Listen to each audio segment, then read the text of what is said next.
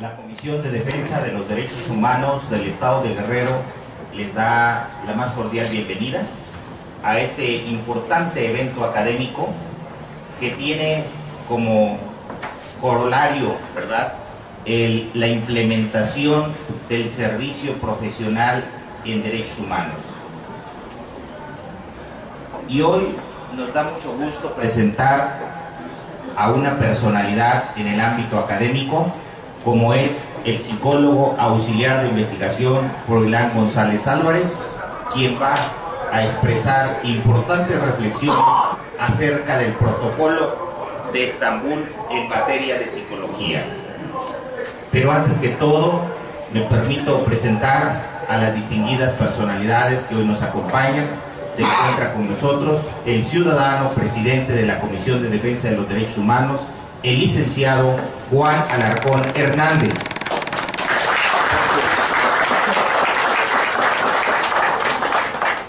También nos acompaña el visitador general de la Comisión de Defensa de los Derechos Humanos, maestro Hipólito Lugo Cortés. Vamos a dar inicio a estos trabajos con el mensaje de bienvenida a cargo del ciudadano presidente de la Comisión de Defensa de los Derechos Humanos, licenciado Juan Alarcón Hernández. El día de ayer tuvimos la oportunidad de escuchar una conferencia muy bien documentada, muy sencilla, muy clara, de parte del doctor Francisco Fernando Coronado, de la Comisión de Derechos Humanos del DF, de donde usted también procede. Y nuevamente, como le decíamos a él, para nosotros es muy grato tener a personalidades muy reconocidas en el ámbito de los derechos humanos y de otras ramas diversas del conocimiento humano. Hoy nos toca escucharlo, señor psicólogo en investigación, Froilán González Álvarez. Como ya lo dijo quien me antecedió en el uso de la palabra, le damos una cálida y cordial bienvenida. En principio, pues como compañero en el trabajo de la defensa de los derechos humanos, pero también como profesionista y profesional de los derechos humanos, en donde presta usted sus servicios en el Distrito Federal. Seguramente será una charla muy interesante, hablar sobre el protocolo de Estambul en materia psicológica, como lo hizo ayer el doctor en materia jurídica, y claro, conjugando todos los aspectos relacionados con el trabajo del médico, perito en esta materia, y psicólogos que son fundamentalmente los que conocen de estos asuntos relacionados con el delito de tortura, y para configurarlo de acuerdo con las reglas que se establecen en el protocolo de Estambul. Es importante todo esto porque estamos entrando en un ámbito de capacitación, o qué diríamos, de preparación, actualización de los conocimientos relacionados con diversas materias, en virtud de que la ruta es echar a andar el servicio profesional en derechos humanos. Ese es nuestro interés, de conocer sobre esto y sobre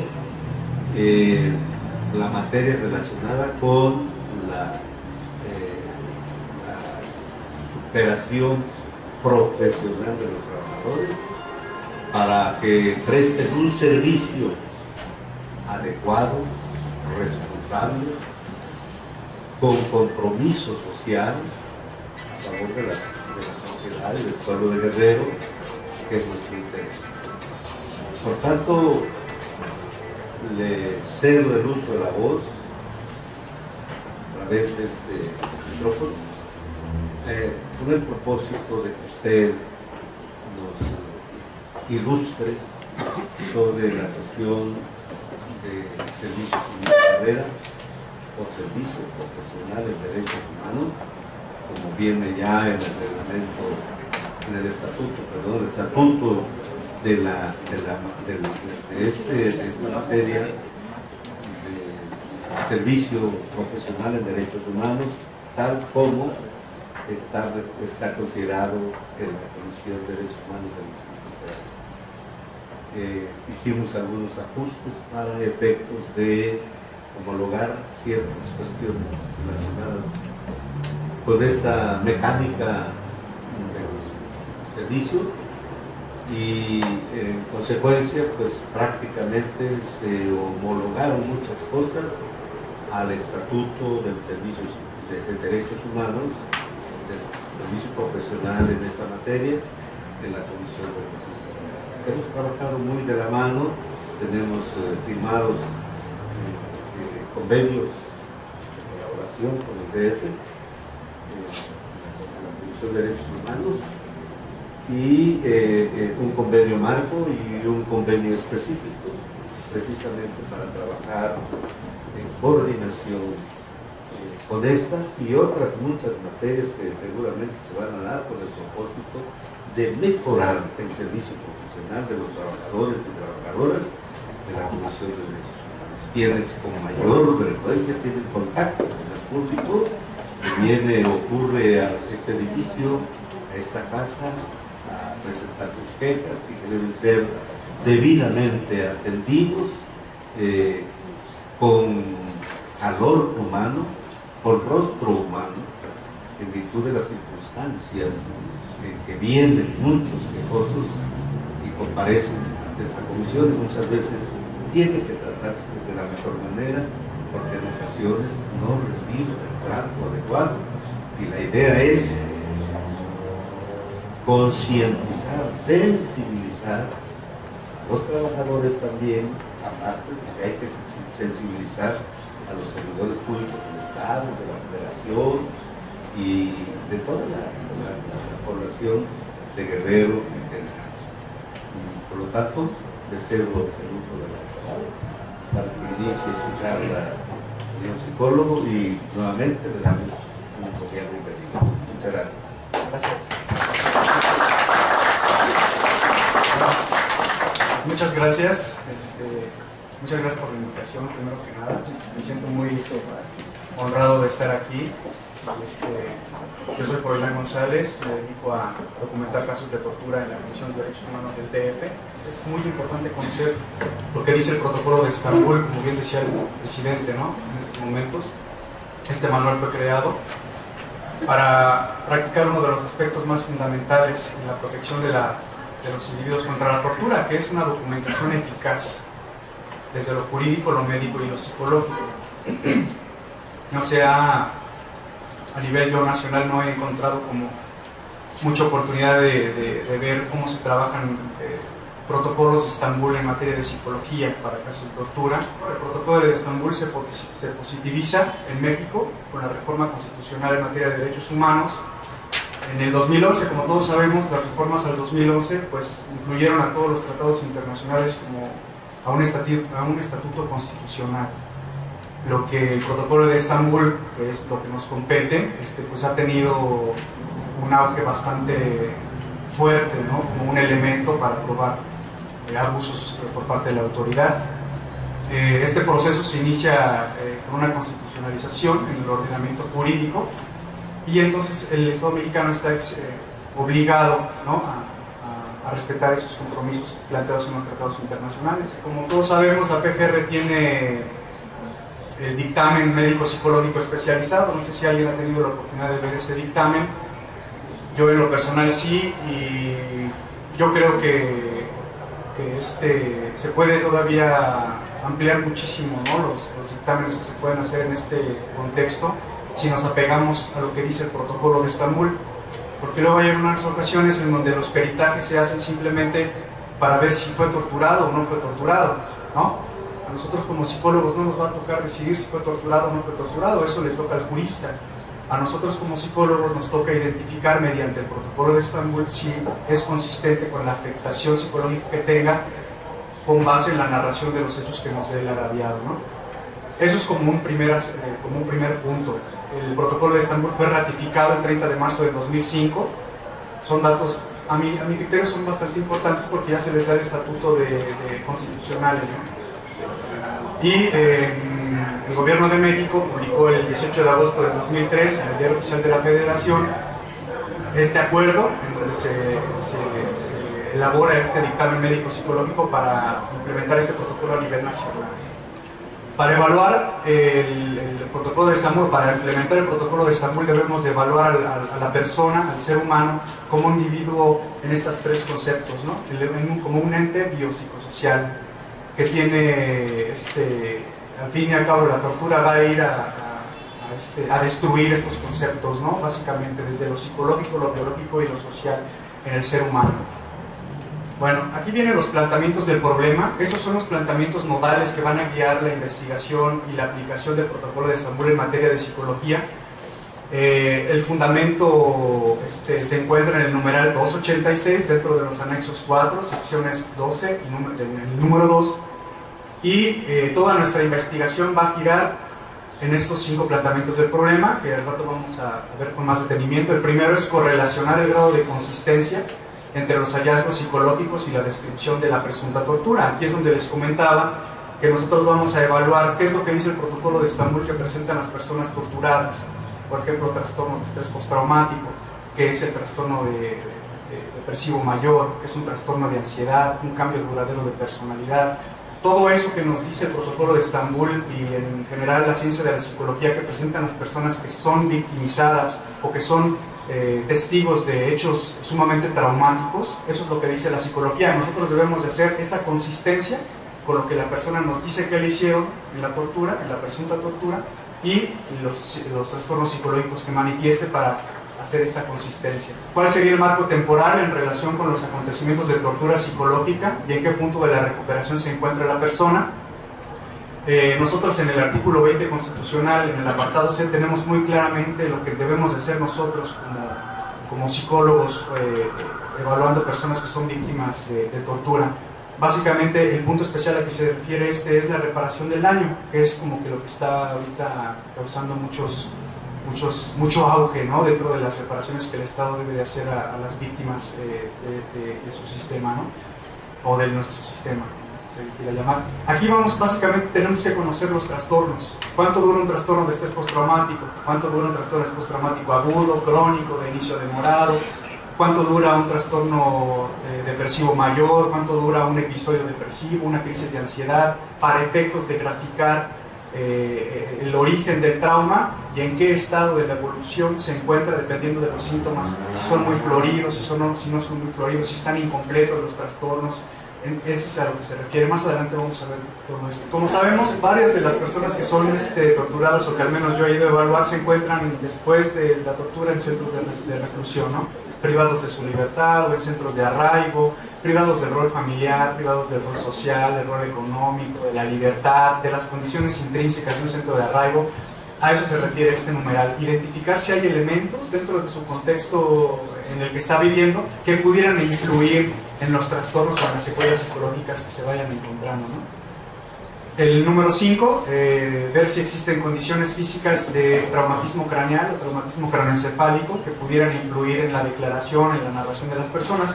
Eso muchos médicos me preguntan, bueno, ¿tú cómo puedes determinar eso, no? Simplemente se hace un examen mental, ¿no? Revisamos la esfera cognitiva, la esfera sensoperceptiva, vemos si la persona está ubicada tiempo, lugar, en espacio, en fin, ¿no? Muy clínico, pero se puede determinar si la persona sufrió de alguna contusión cerebral que pueda influir en los resultados que se obtienen, ¿no?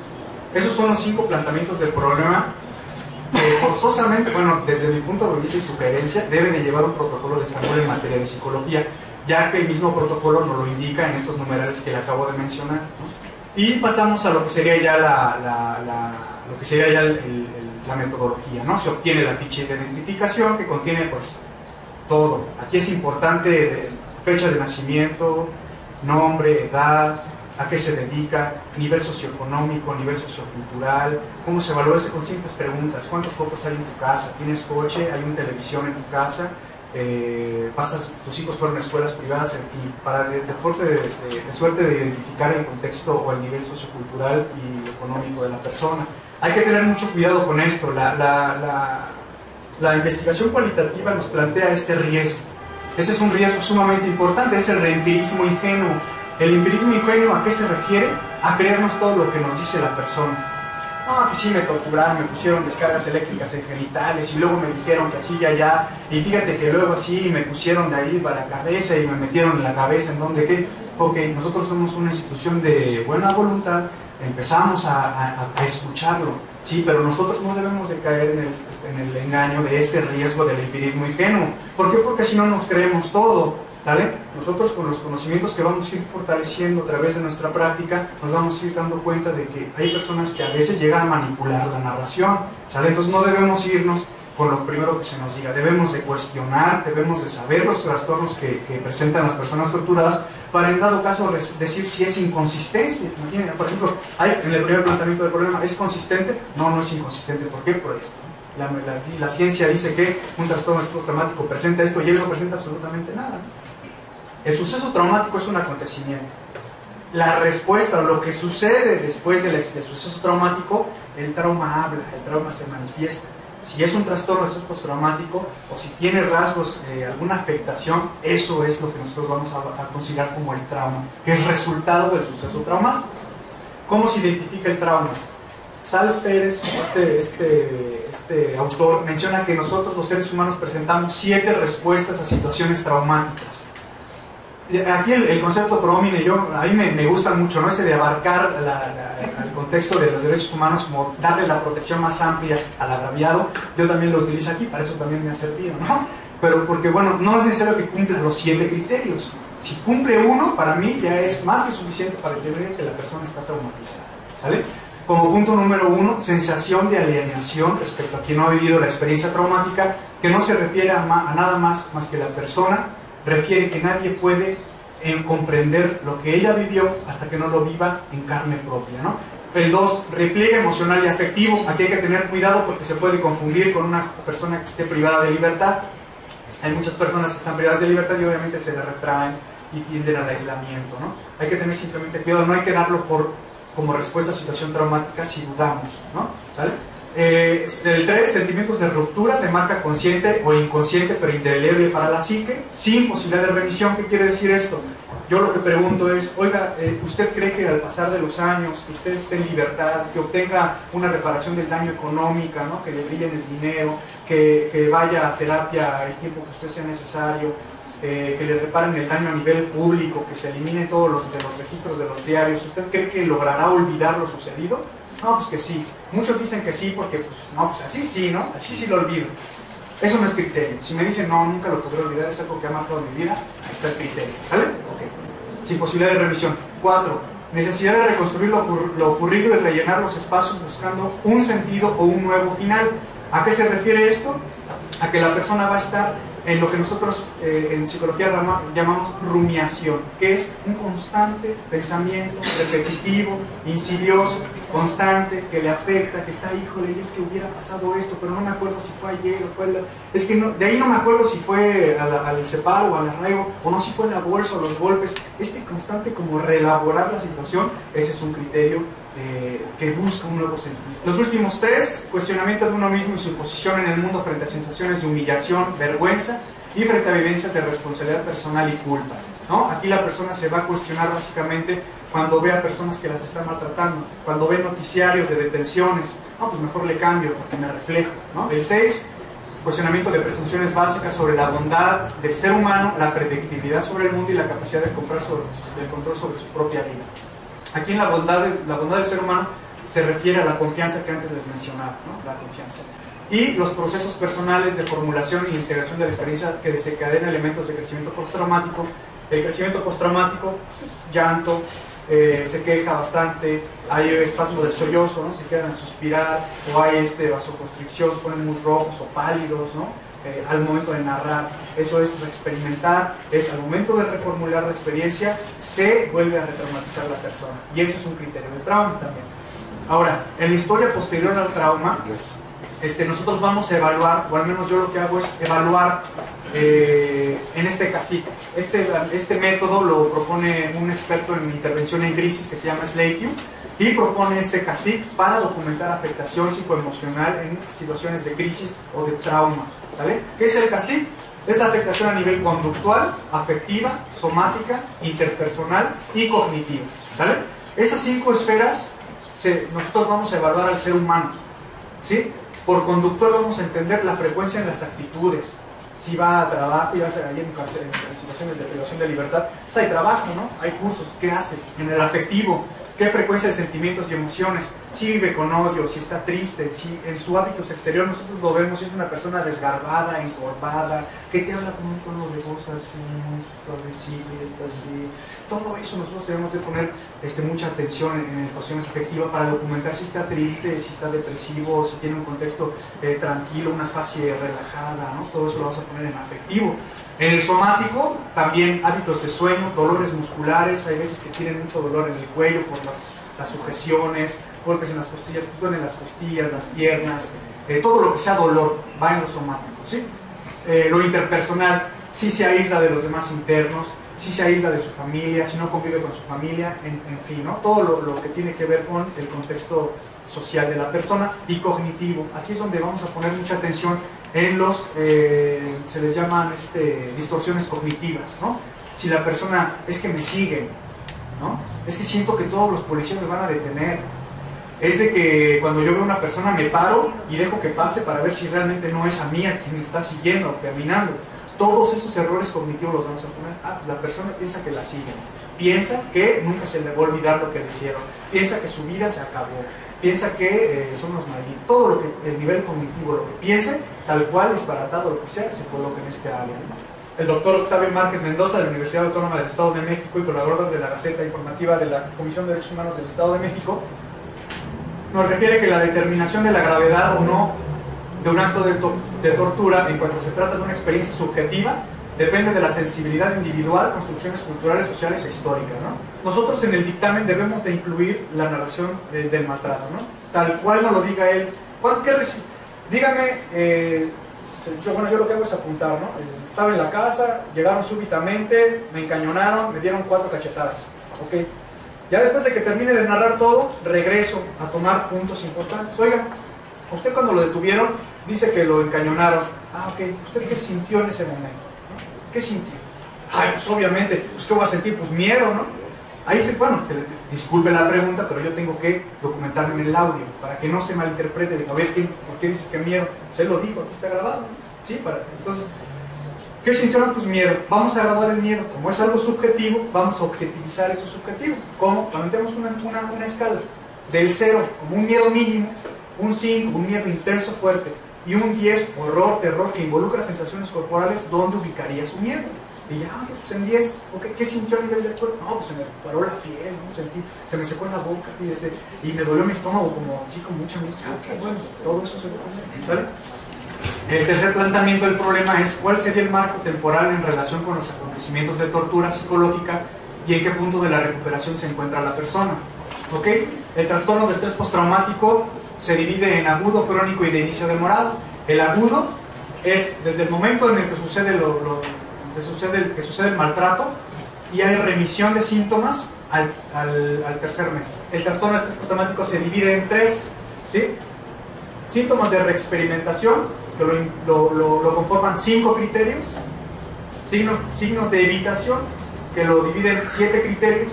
Y activación autonómica o activación fisiológica, que lo dividen en 5 criterios. El trastorno de estrés postraumático se da como tal. Nosotros podemos decir, presenta un trastorno de estrés postraumático si presenta 1 de reexperimentación, al menos 1 de reexperimentación, 2 de evitación, 3 de evitación, perdón, y 2 de respuesta autonómica. ¿Sale? Esos son es importante porque nosotros decimos, tiene un trastorno de estrés postraumático, pero a lo mejor ni siquiera cumple todos los criterios, ahí nos lo toman el dictamen rapidísimo, ¿no? A ver, que el psicólogo diga, ¿por qué presenta un trastorno de estrés postraumático? Ah, pues porque presenta una respuesta. No, pues no, la APA, ¿no? Dice que no. Entonces ahí no lo pueden revisar muy rápidamente. Entonces debemos de conocer eso. Para que se cumpla un trastorno de estrés postraumático debe de ser un criterio de reexperimentación, 3 de evitación y 2 de activación arousal o activación fisiológica.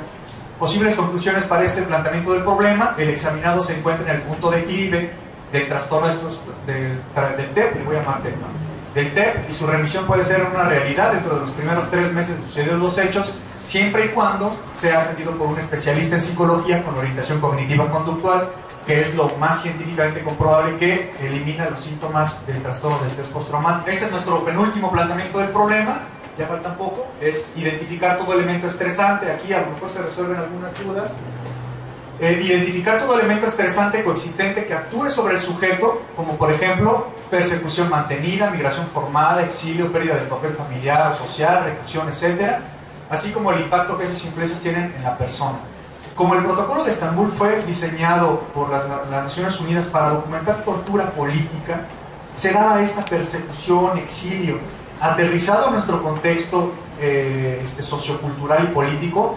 Debemos encontrar, bueno, al menos yo lo que he encontrado, la que sigue, son estos elementos, ¿sí? Ya sea privación de libertad, como mencionaba hace unos momentos, en centros de arraigo, en centros de reclusión, en casas de adolescentes o de centros de diagnóstico, a todo aquello que a la persona someta a un encierro, a un hacinamiento, lo podemos catalogar como una privación de libertad en el centro de reclusión o el etc., ¿no? Posibles conclusiones para este planteamiento del problema: el examinado o la examinada presenta elementos estresantes que interfieren en su estado actual, y estos son bla bla bla bla, lo que habíamos mencionado, por lo cual se presenta un trastorno de estrés postraumático, una depresión, una ansiedad, bla bla bla. ¿Sí me explico? Y ahí podemos ya meter la afectación que tiene la persona por las condiciones de reclusión. Este es nuestro quinto planteamiento del problema. Y último, aquí esto es muy sencillo: determinar si las condiciones físicas pueden contribuir al cuadro clínico, en particular lo que respecta a posibles signos de traumatismo craneoencefálico sufrido durante la tortura psicológica, durante el maltrato o la detención. Es muy importante, que me preguntaba una visitadora: bueno, ¿y tú cómo lo puedes determinar? Les decía, ¿no?, con un examen mental. El examen mental es algo muy sencillo de aplicar realmente, ¿no? Bueno, yo lo hago de cierta forma en la que no me voy así como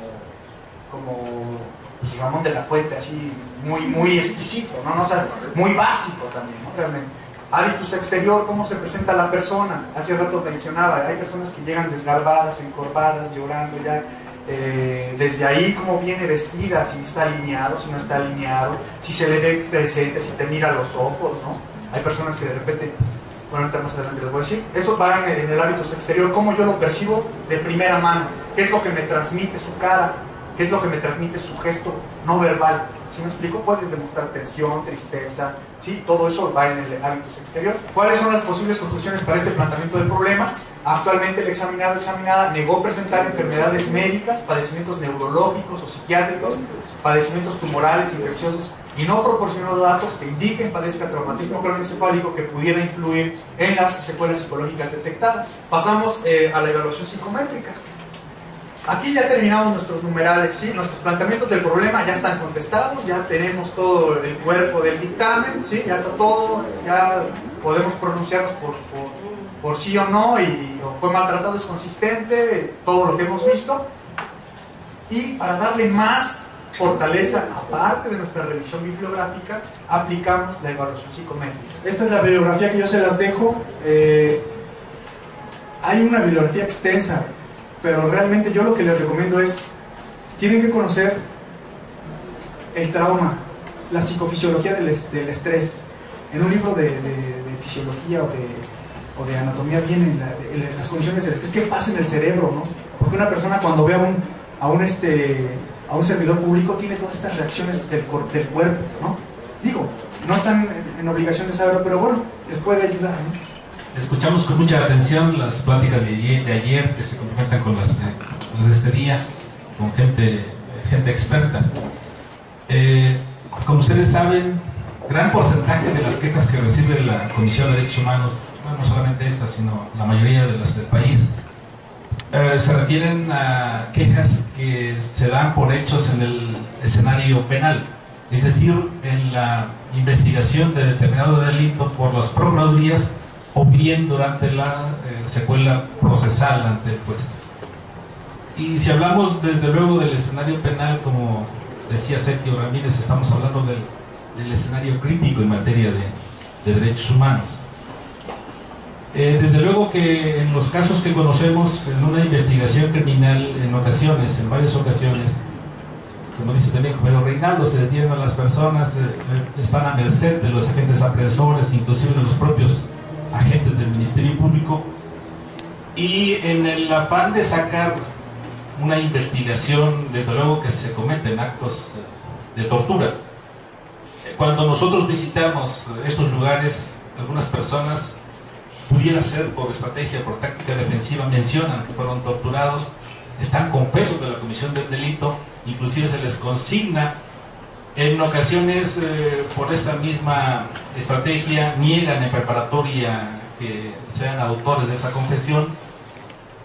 Y aquí la pregunta viene en el siguiente sentido: para la aplicación del protocolo de Estambul, ¿qué criterio pudiéramos seguir, tomando en cuenta de que si nosotros tenemos contacto con una presunta víctima de una violación a derechos humanos que nos comenta de que fue torturada, debemos ya solicitar la aplicación del protocolo de Estambul? O lo que nosotros hacemos cuando recibimos una queja es precisamente hacer ese análisis, esa calificación, esa subsunción de ese hecho y traspolarlo al campo jurídico para el efecto de darle esa calificativa, si es maltrato, trato cruel, inhumano, degradante o es tortura, como una calificación previa, atendiendo precisamente a la mecánica de los hechos. Esto es, hacemos una calificación previa en su caso de una posible tortura, y desde luego solicitamos la intervención de los especialistas en esta materia. Esto viene en el sentido de que, si bien es cierto que ustedes como peritos, es decir, peritos médicos o psicólogos, son auxiliares precisamente de los investigadores, es decir, la última palabra en relación a si hay o no tortura, considero que no la tienen los peritos, sino la tiene el investigador, es decir, el que está investigando una presunta violación de derechos humanos, y en su caso la última palabra la tendría precisamente el ombudsman, es decir, el que va a firmar un documento o una recomendación definitiva que tomaría en cuenta, como dicen también en el argot jurisdiccional, la adminibulación de los distintos elementos de prueba que tiene el investigador, que pueden ser los dictámenes médicos, psicológicos, las pruebas documentales, los testimonios, para poder llegar a la conclusión si hubo o no tortura en determinado caso. Inclusive también se menciona que el perito de peritos en una investigación es el juez. En este caso pudiera ser también el ombudsman, el perito de peritos, que va a determinar si hay o no tortura en los casos que se ponen a consideración de una Comisión Pública de Derechos Humanos. La pregunta sería en ese sentido: si a nosotros como investigadores, como visitadores, algún detenido nos dice que fue torturado, ¿en ese momento debe de solicitarse la intervención de los especialistas, o en qué momento pudiera darse la intervención de los especialistas? Muchas gracias.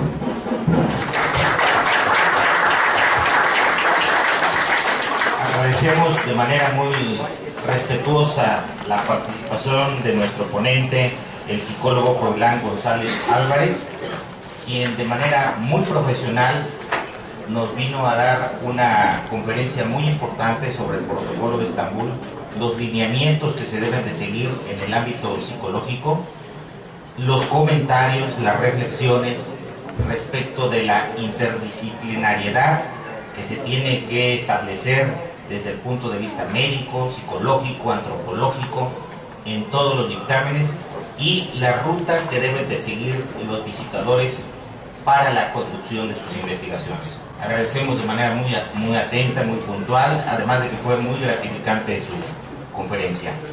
Y en atención a ello, la Comisión de Defensa de los Derechos Humanos del Estado de Guerrero le da un reconocimiento muy merecido por conducto del señor presidente, el licenciado Juan Arjona Hernández, que a la letra señala lo siguiente.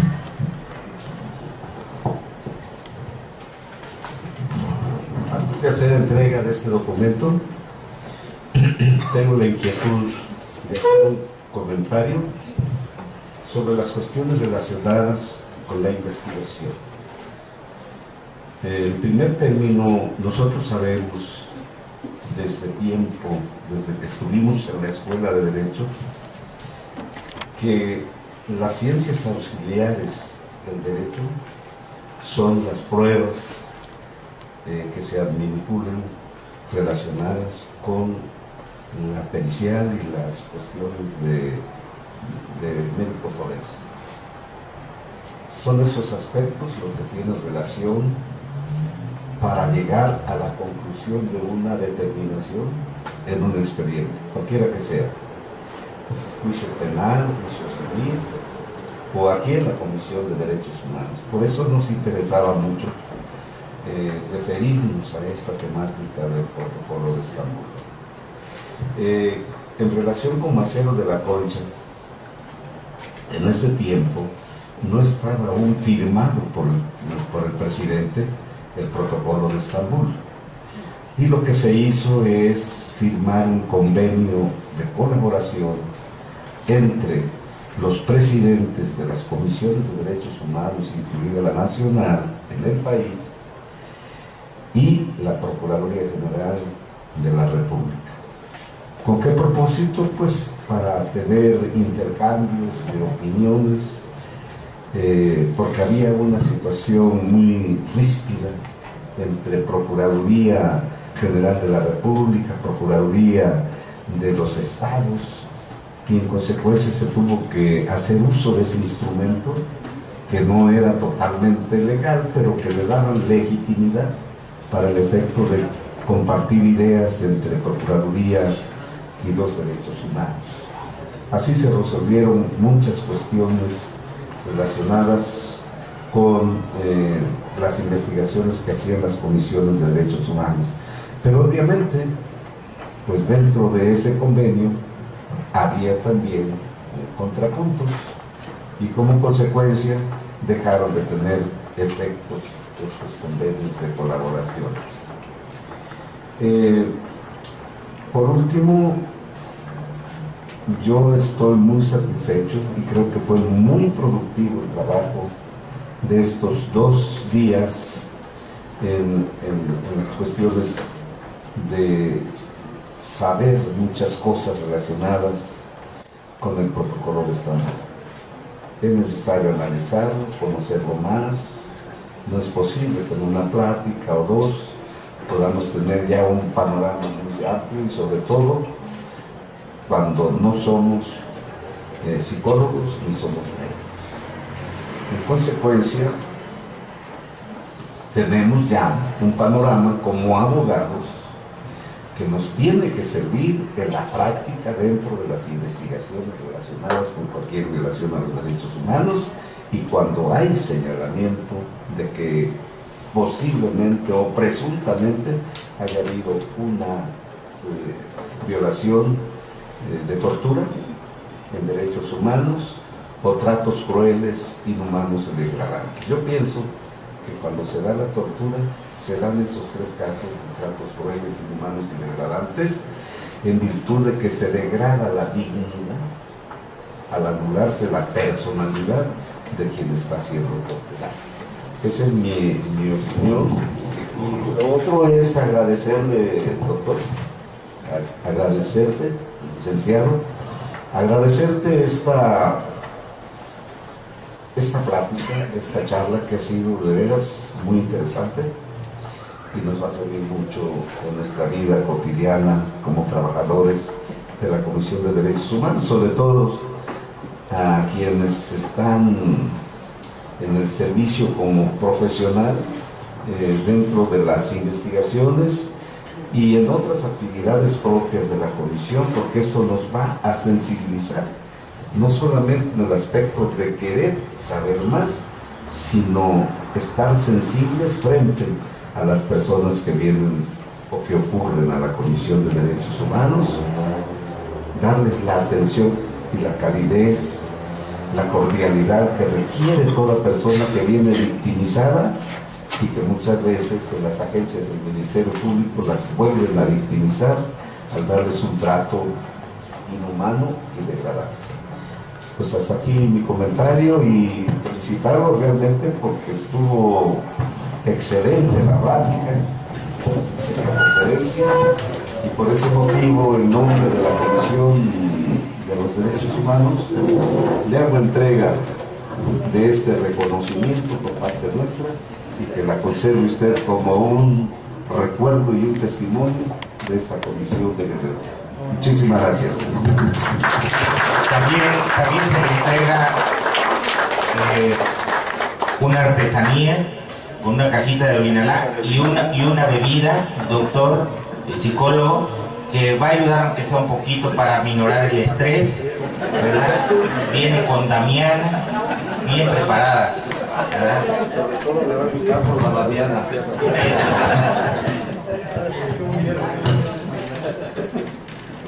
Qué bonito está. Muchas gracias.